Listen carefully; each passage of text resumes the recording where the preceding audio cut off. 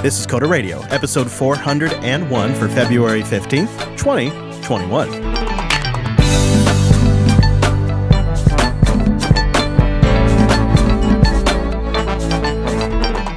Well, hello there. Come on in and get cozy. It's Jupiter Broadcasting's weekly talk show, taking a pragmatic look at the art and business of software development and the world of technology. This episode is brought to you by a cloud guru. A cloud guru now includes Cloud Playground, Azure, AWS, or Google Cloud Sandboxes on ACG's credit card. Not yours. Get certified, get hired, get learning at acloudguru.com. My name is Chris, and joining us, like the host of a podcast that he is, it's Mr. Dominic. Hello, Mike. Unauthorized recording detected. Yeah, 401. I mean, how fun is that? 401. It's perfect. Now I'm psyched for 404. Like, that's going to be a good one. I think 404, we should just actually put a broken link in the feed. Oh, good. If that somehow lined up with April Fools or something, That'd be amazing. That would be choice. So last week, previously on Coda Radio, you had acquired a ThinkPad, and I've been stalking you on Twitter, and it seems like a journey has commenced for you. Curious how the initial Mike tries a ThinkPad experiment is going. So I love the ThinkPad. Whoa. Okay, remind us which one you got.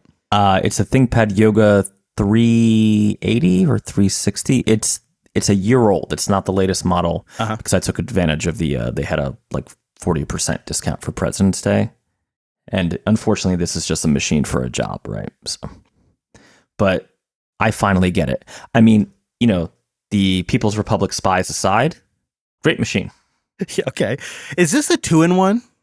Does it fold around, this one? It folds all the way back and it has a built-in pen, yeah. Oh, that's kind of cool. And rocking Windows 10, of course. Windows 10 Pro, baby, like a baller. Okay, all right. Best Linux distro ever. What's drawing you to this? Because I've got a couple of ThinkPads, so I think maybe I know, but give me an idea of what it is. To the ThinkPad in particular? Yeah, because I mean, you could get any Windows laptop. So I actually had it ordered a Dell XPS 13. And through some shenanigans of chip shortages, they amended the shipping date to be beyond when the project is supposed to start. So I canceled that order. Yeah. And I asked around on the Twitters, and people keep recommending the ThinkPads. So it just so happened when I went to Lenovo's website, they were doing a President's Day sale, and they could guarantee shipping within a week. And it was like, well, if I buy this slightly older model that still looks pretty good, and this is a cattle, not a pet, right? It's not like, So I just went with it. I was having a surprisingly hard time at boot camp on the iMac Pro. It would crash every time it fell asleep. Jeez. I kept resetting the SMC controller, and then I found out that I had to enable some crazy parallels mode to do WSL or any kind of other hypervisor on. So it's just yeah. That's if you're running in a VM, because I tried multiple things. I was just like, you know what? This is a Windows job. I need a Windows machine. Relative to the job, it's a small expense, right? Yeah. Yeah. And I've always resisted the ThinkPad thing because of... Well, there's a lot of them. Well, I don't know if people remember this, but there was a scandal, the right word? Yeah, that phishing attack thing, right? Where they were intercepting, or it was like bogus SSL or something. It fades now. There was they unknowingly were shipping chips, they claim, that had cyber spying crap on it. I do remember vaguely now some spying thing. Right, Chinese spies, shocking. My problem is, and I say this almost like it's, I'm an old man and I can't figure it out, but God, there's so many stupid models. I feel like since Lenovo took over, there's several versions of ThinkPads that aren't like the traditional ThinkPad I think of when I think of an IBM ThinkPad. They're more like different attempts that they tried, and I don't like them as much, and I don't know enough about the product lines to sort it all out. So you kind of just took a stab. Because, did you really know what you were getting when you picked this thing? Doesn't sound like it. So I needed something that could turn into a tablet and do touch. So I had some limitations, right? There's the more traditional ThinkPad that doesn't do that. But no, I had no idea. I just had the Twitter folks telling me that ThinkPads are amazing. Go ThinkPad if you're going Windows. Yeah, but usually that sentence is actually ThinkPads are great for Linux. But it makes sense they'd be good for Windows too. I mean, it's just good hardware. Yeah. Yep. Couple weird things, like the function key is where you think the control key should be. Yes. So you're constantly hitting it wrong. You can swap that in the BIOS. You can, yeah. It's funny because I don't have a lot to say on it, only because it's doing the job it's supposed to do, and I don't have anything to complain about. Yeah, that's good. I mean, that's exactly what you want from this type of device. So does it have enough horsepower for what you're doing? So far, yeah. I mean, I had to get the model they had in stock. I probably would have gotten a little more RAM. I only got 16 gigs. But to get the President's Day discount, I had to go with, it had to be a machine they had ready to ship. It's interesting, too, because I guess I kind of wondered, coming from the M1 side of things, if it just would feel too sluggish, too old. So I guess my expectations are different because it's Windows, right? No, I get you. It's like you're more used to it, right? And you haven't experienced Windows on an M1 before, and so I guess in a sense you have lowered expectations. Lowered expectations. Let's just do an example right now, right? I just popped open Spotlight instant. I hit the Windows key on the Lenovo, and yeah, there's like a second delay before it brings up the start menu, right? But it's a work tool. Like, it's, yeah. I mean, like I go back and forth on this all the time because I want the ultimate performance, but I also need certain tools to do certain jobs. I was just wondering because I saw you were tweeting about CAD too, and I thought, oh, is that going to be enough to handle a CAD job? Probably not. I'm also in the market for a Windows workstation. Oh my goodness. I mean, people have suggested I violate the Thelio and just throw Windows on it, but then I got to set it up again, and it's like, ugh. Oh, that's true. You know, one way to maybe to do that, because that is a pretty good machine for that thing, would be maybe just get a new SSD. Thought about that, yeah. But every time I open it, I break it, so. Yeah.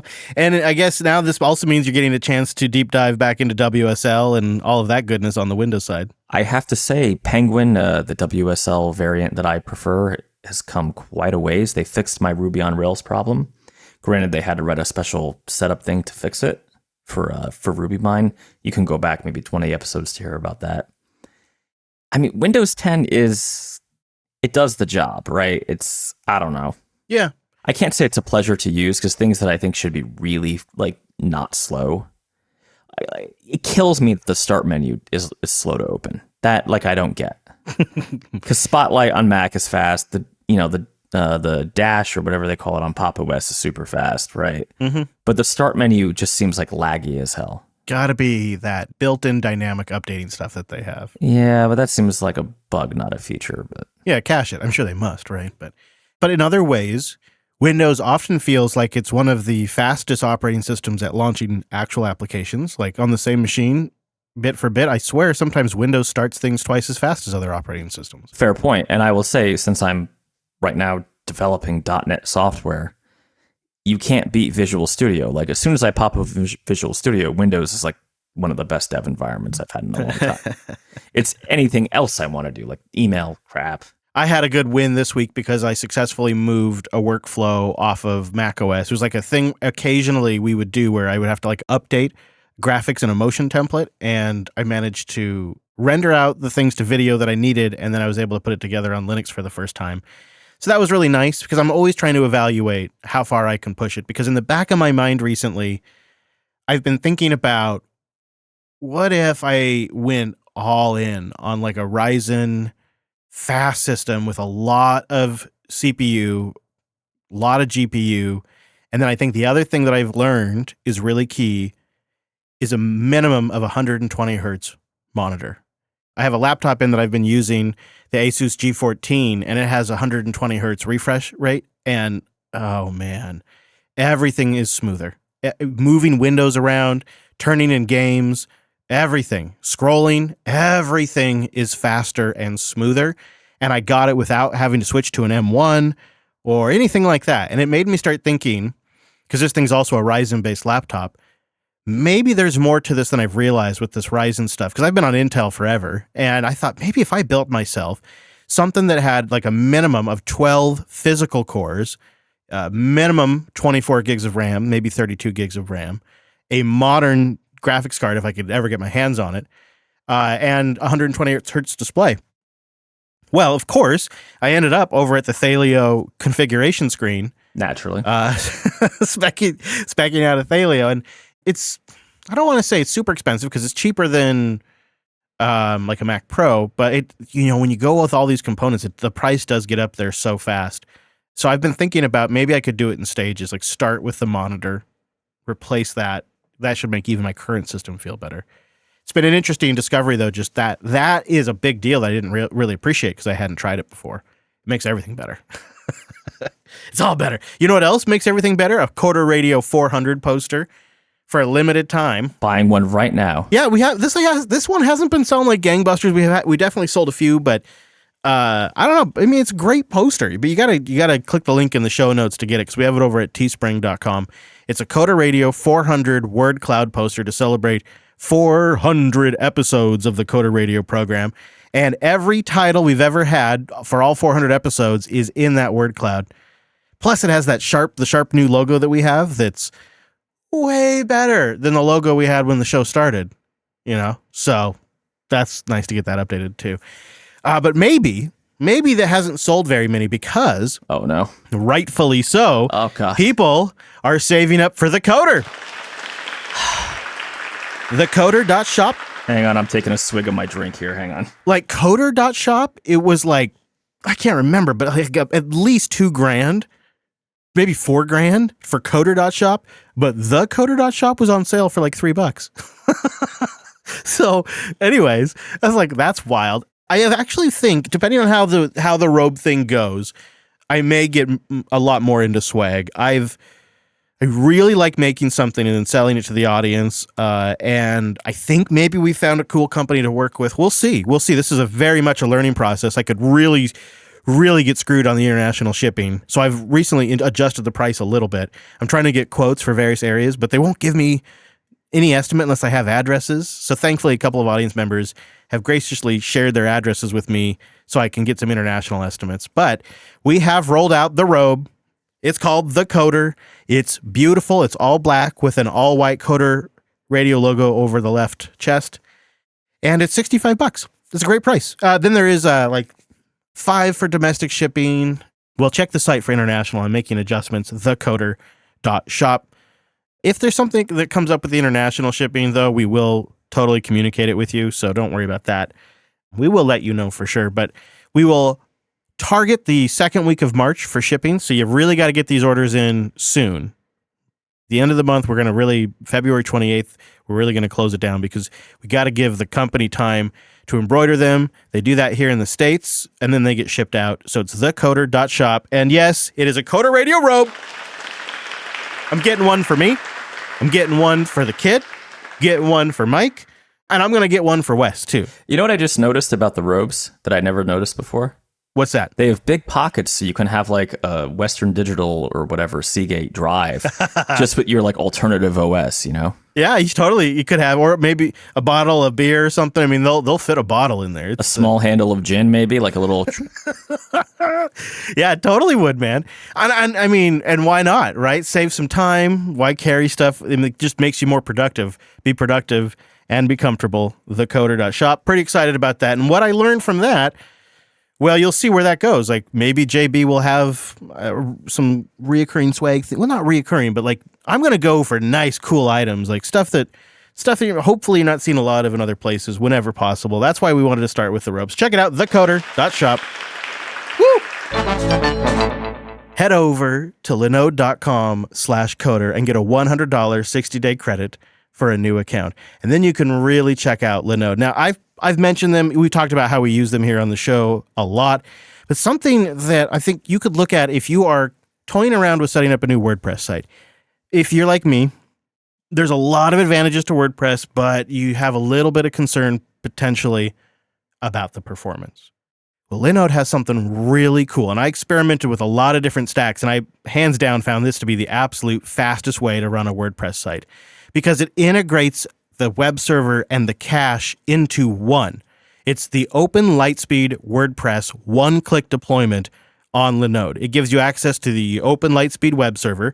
Of course, it has PHP and MySQL server and WordPress, and it works with its own cache to make WordPress crazy fast, and it gives you a bunch of good analytics and all of that, and you can do one-click deployment over on Linode. They give you 11 different data centers to deploy from, so you can get it right nice and close to your customers or clients or to yourself. And of course, they've got block storage, so you could conceivably then hook up the back end of that WordPress using block storage and just get things really flying. There's a lot of cool stuff you can do at Linode. They give you this beautiful and easy to use cloud management dashboard that lets you manage all of this stuff. But if you want to just get behind the scenes and tweak with stuff a little bit, they totally enable that. They pretty much provide you the documentation. They started in 2003 as one of the first companies in cloud computing. They didn't just start doing a million different things. Linode focused in on several things that they could do really well, and that's what they've done. Virtualized Linux that's really fast, super reliable, and has great networking and native SSDs. That's their bag, right? They've been doing this since before anybody, AWS, Google, other enterprise providers. They've been doing this for a long time, and they really honed what they do. And they're independently owned still, which I think is fantastic and gives me a lot of peace of mind. And then they combine all of that with the best support. If you've got a huge account or a small account, just the best support. And you can get a little glimpse of what I'm talking about by signing up today at linode.com/coder. Get a $100 60-day credit on your new Linode account, and you support the show. Unlike entry-level hosting providers that try to lock you in, they're just doing a really great job of standing up Linux servers and either making it as easy as you'd like or to go as deep as you'd like. So get started right now. linode.com/coder. What do you think about some feedback? Now that we've gotten all that out of the way. I just hope they don't ask for more robes. I mean, we'll see. Hopefully this robe thing doesn't put me in the streets. I mean, the robes are black, but it could put you in the red, right? Right, exactly. Gabriel wrote in, and he says, I'm not really quite sure what your problem is. The leadership for the Rust Foundation hasn't really changed. The project's been following that model for years now with relatively small changes, and it seems to have worked. Why are you worried it wouldn't? So last week we mentioned the Rust Foundation, and I said, God, I'm a little concerned that the way they have this is about 5,000 chefs in the kitchen. You remember that? You remember that conversation? I do remember it. Here's my thought. Just because it has worked, and it does work today, I don't think that necessarily demonstrates that it's going to scale much larger. We shall see. That's what was my only pause, is how do you take something where it's everyone gets a vote, which is good in a lot of ways, but without a structured system to it, it really seems like it could have the Debian effect times 10. But maybe not. And I'm not going to wish the worst. I actually hope it all works great, and I'd love to see it work out. I think it'd be a fantastic way for a project like Rust to be run. Moving on. I also was talking last week about RSS, trying to write a little bit of a love note to what I think really makes the web great. Chuck writes in, he says, RSS is the best, but not every site supports it, so I rolled my own. I use wget plus bash to implement an RSS-like feed on my DigitalOcean droplet. It's the title of the article itself, plus a button to go get the article. No pictures, no tracking, just the feeds, ma'am. It updates at the top of the hour, so I'm never tempted to check over and over again ad nauseum. Oh, I like that too, Chuck. That's a good way to go. You avoid the scroll or refresh of doom that way. If you've read through it, you got to wait a little bit. I like that. I like rolling your own solution. I think that's pretty great. If you have any RSS tricks out there, do let us know. I love talking about that stuff. But now we have a problem to solve, and this will be the meat of our feedback this week. Linux Bytes writes in, hey guys, maybe you can help me. I'm a Linux sysadmin by day and a coder at night. I've been working with Linux for some years and working in a data center as a Linux sysadmin. I'm very grateful to have a good paying job, and I don't want to be ungrateful, but I do love to code, and I would like to move over into more of a programming role full time. Working here is good, where he does work, but it takes just a bit of my time away from what I really want to do, which is programming. But I am concerned about a couple of things. How can I make a move without taking a massive pay cut in benefits? Plus, I'm worried that my experience isn't really that much on paper.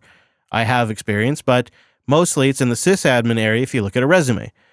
He's wondering if maybe he should first try to focus on a specific skill or area. He says, I use Python today, a little bit of JavaScript and Bash and Git, of course.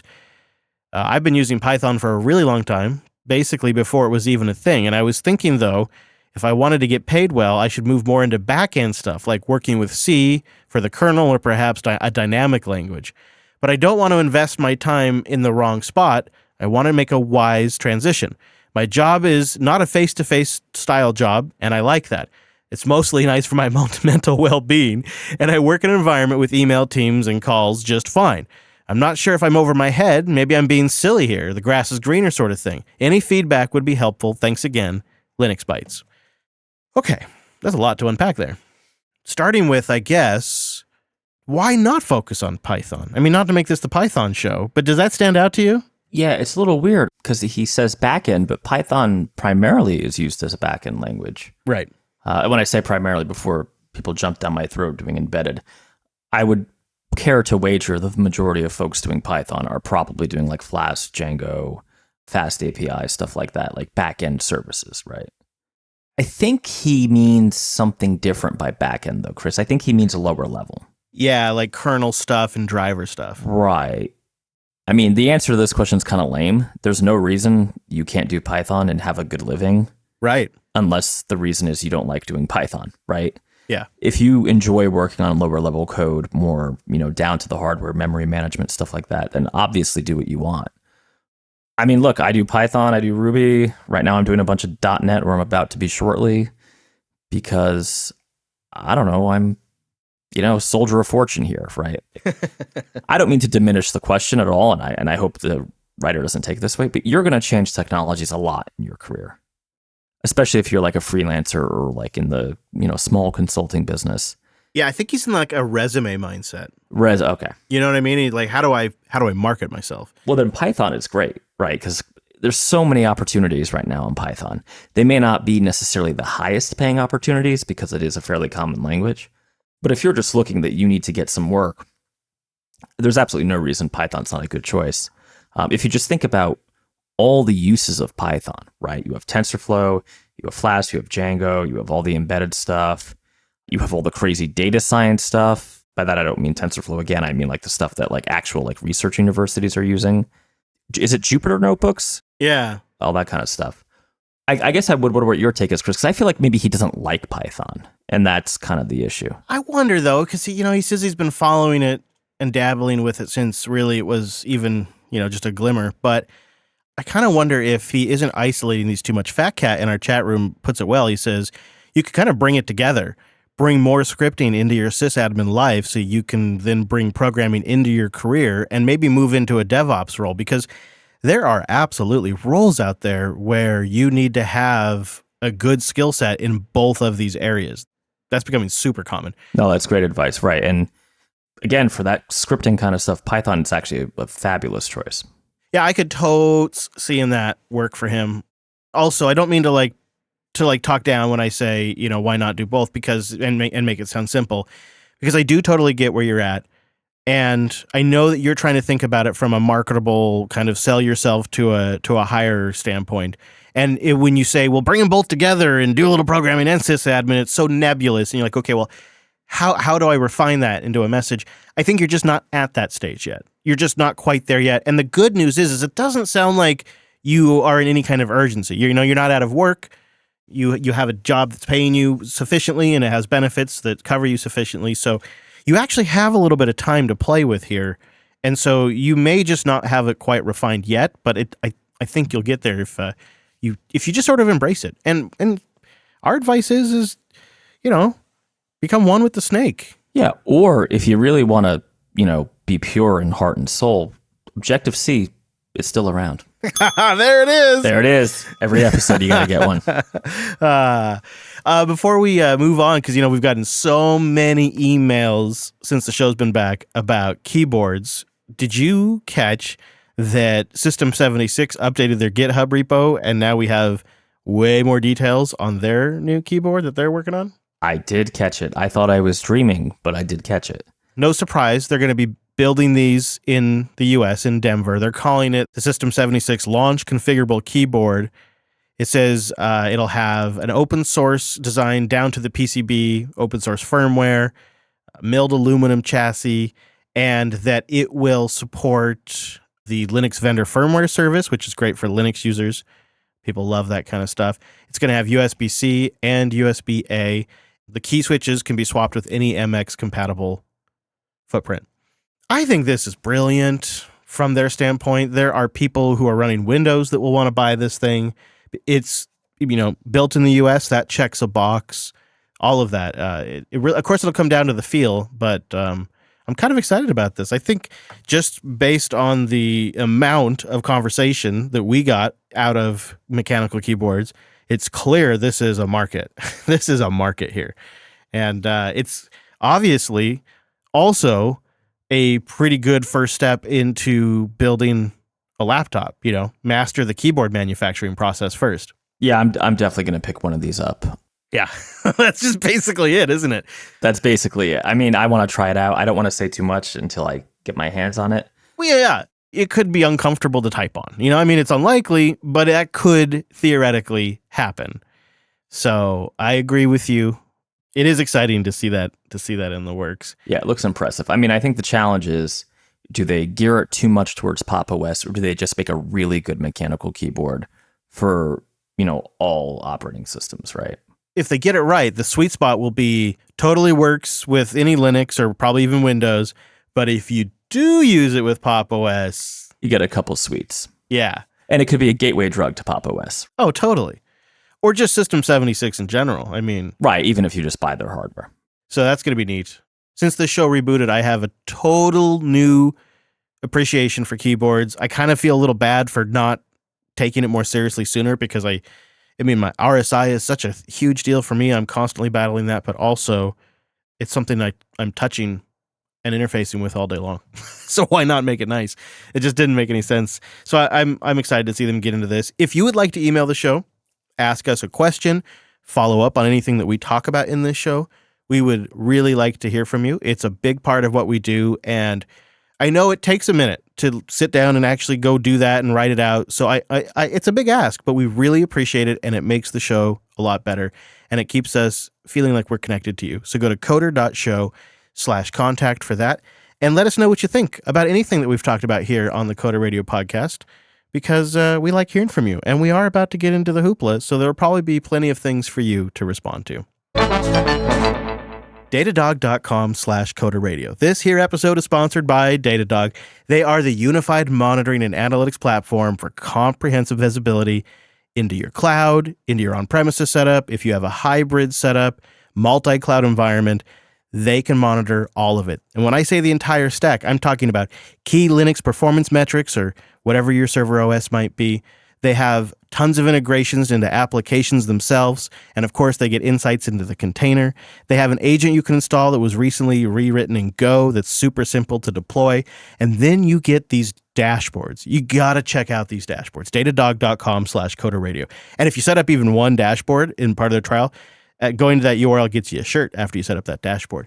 But I'm talking beautiful visibility and visualizations that help you communicate to your development team or to your sysadmins or to your stakeholders, people that need to make decisions. This is the kind of data you get from this, is decision-making data.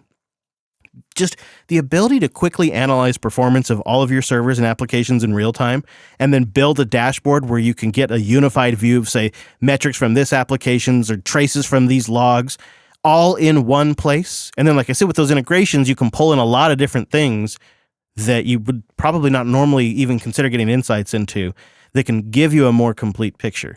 Get full stack visibility and get an idea of the health and performance of your entire infrastructure. So start your free Datadog trial today by going to datadog.com/Coder Radio. That lets them know you here, supports the show, keeps us going.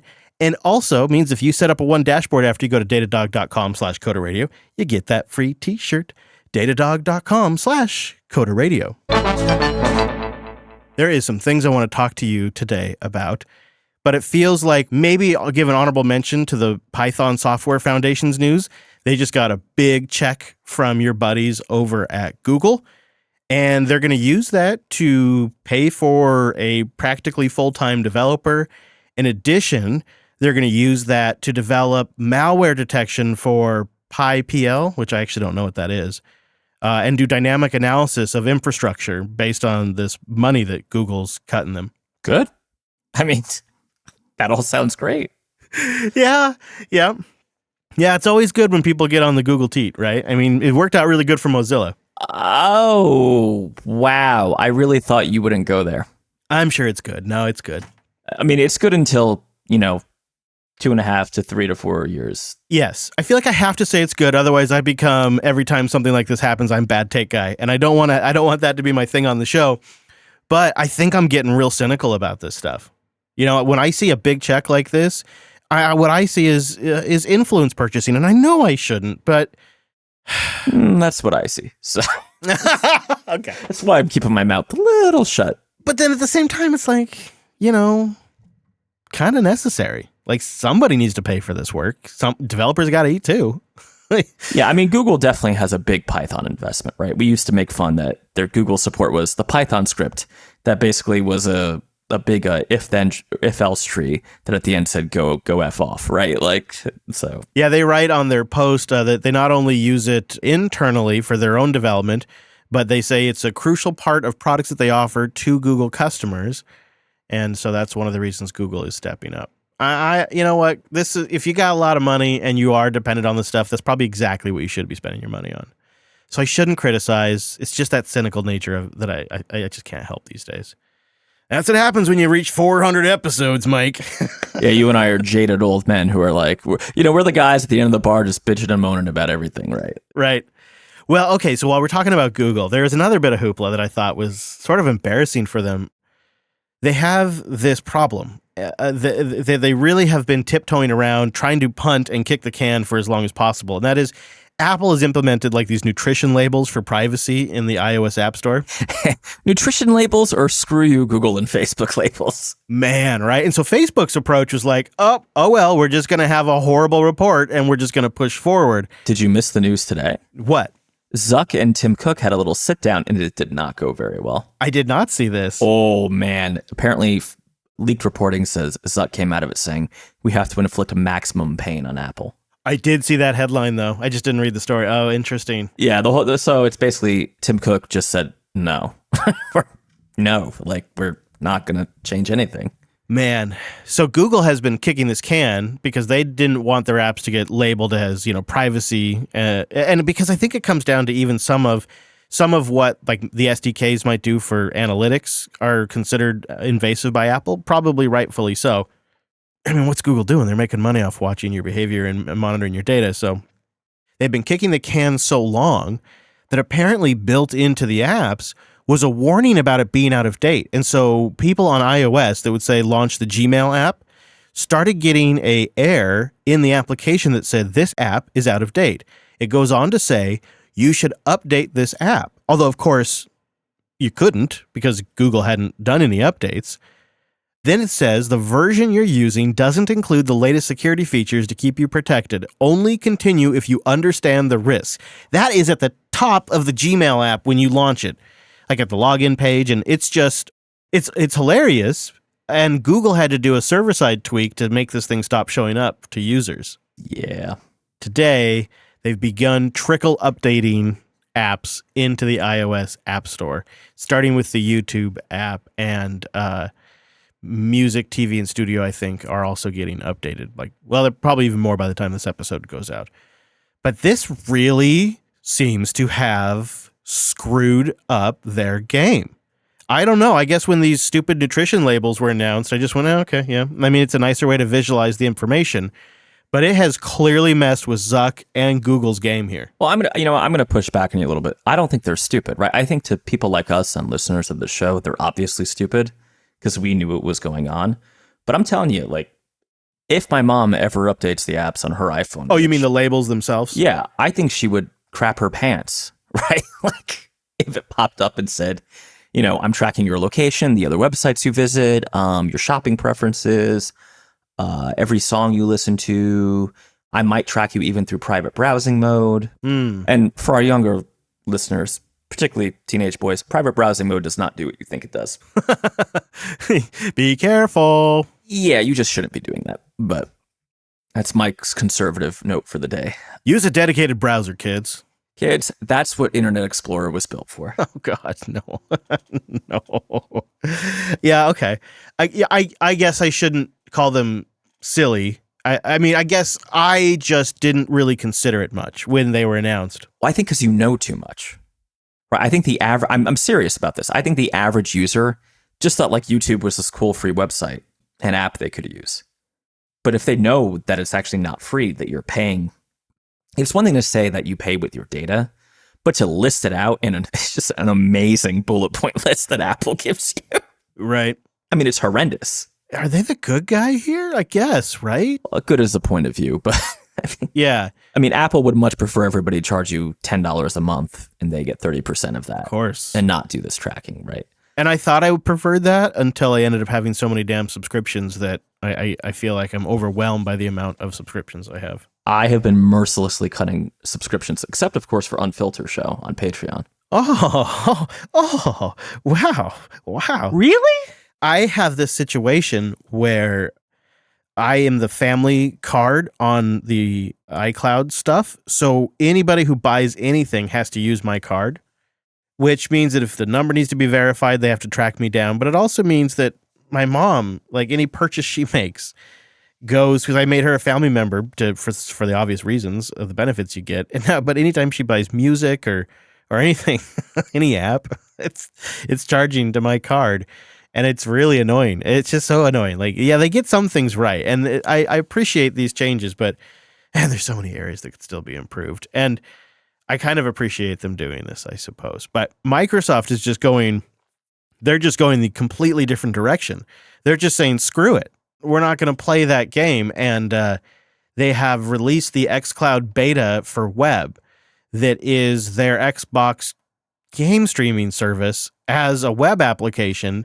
And they are indeed specifically targeting iPad OS and iOS. Now, you remember there was a bit of a brouhaha in August of 2020 when first Apple said, no, you're not going to have xCloud on here. Go screw yourself. Then they updated their policies to allow xCloud onto the platform, but then informed Microsoft that they would have to submit each game available on xCloud individually to the App Store so that Apple could make sure each game met the App Store's guidelines. In other words, no. Yeah. Yeah. And, like they don't make Netflix submit every movie. That's so stupid. Anyway, so Microsoft noped out and they begun working on this xCloud web app. And now they've launched the service. You have to be like a member and you have to somehow get this. You have to be an Xbox Games Pass Ultimate subscriber and all these things, speaking of subscriptions. But I totally called this when this whole thing went down on the show. I said, this is what they should do. And here they are actually doing it. And GeForce Now also does it, which I have used on the iPad with a Bluetooth controller. I have played frickin' Windows Steam games on my frickin' iPad with a frickin' controller using GeForce Now. Okay. If you haven't tried this, it's not bad. If you have a decent connection, it's not bad. I'm still super skeptical of all this stuff just because of the vast majority of the country that has crappy internet. And I know I say this like every 2 weeks now, but no, it's true. Until we can get some sort of like big government program to just lay fiber everywhere, I don't believe in any of this. And I know you love Stadia. Your buddy Elon's working on Starlink. Yeah, right. Okay. Hey, speaking of failed projects. Yeah. TensorFlow with Swift. What do you think about this?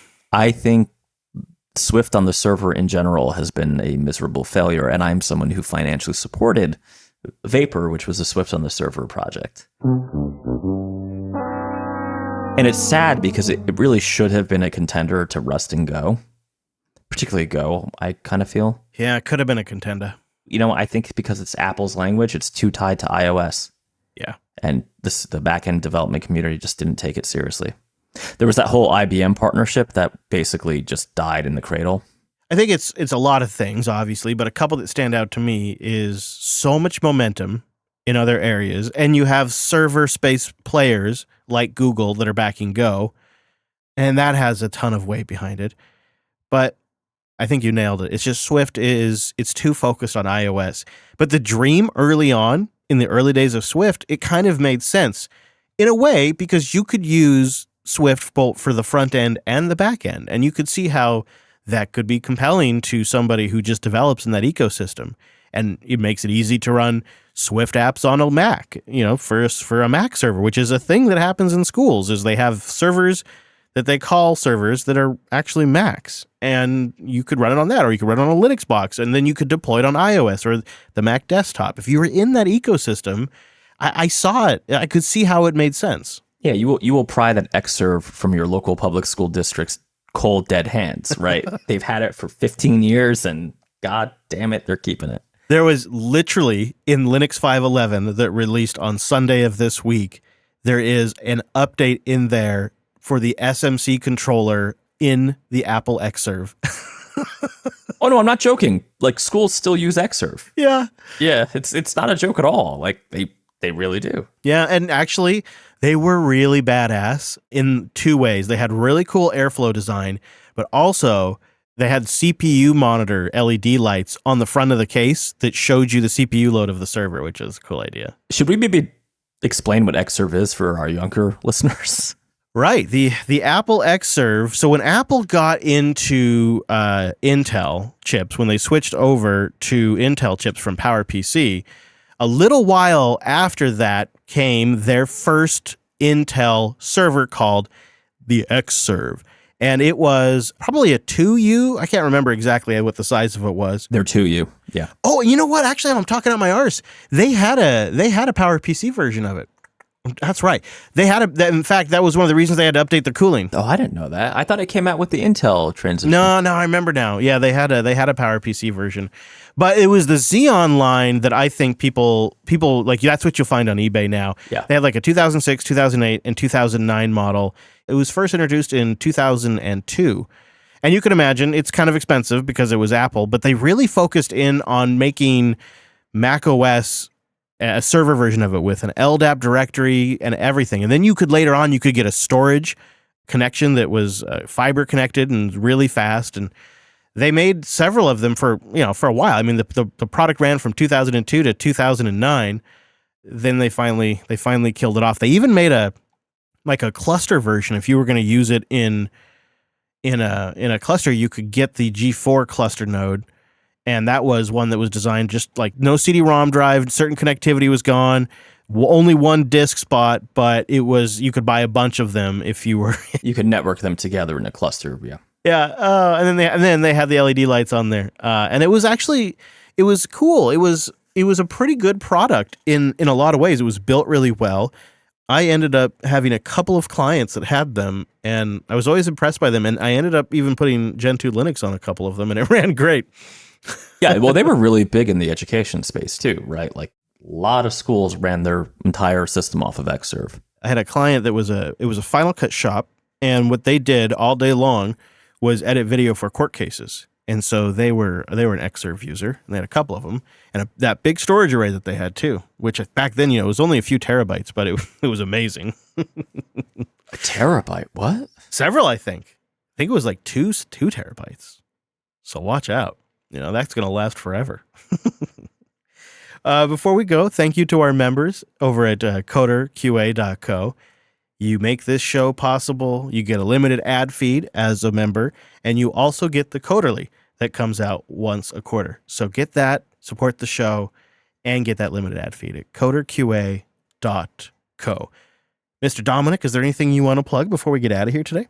Just follow me on Twitter at Dumanuko, and if you have not seen WandaVision, seriously. Yes, I haven't finished it yet.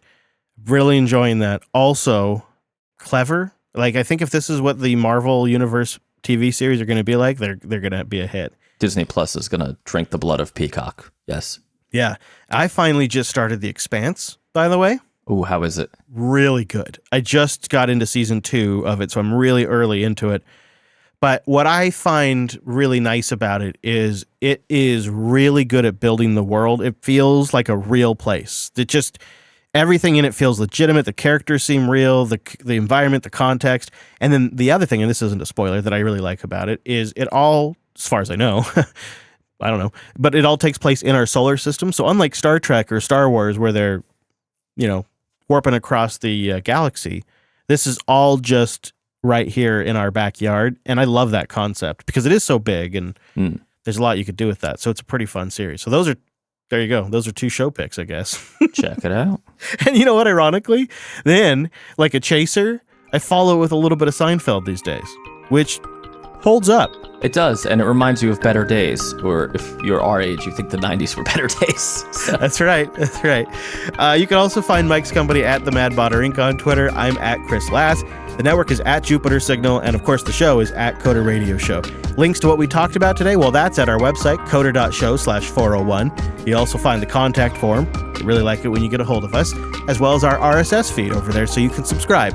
And why not join us live on Mondays? We do it at 5 p.m. Pacific, 8 p.m. Eastern at jblive.tv. Thanks so much for joining us on this week's episode of the Coder Radio program, and we'll see you right back here next week.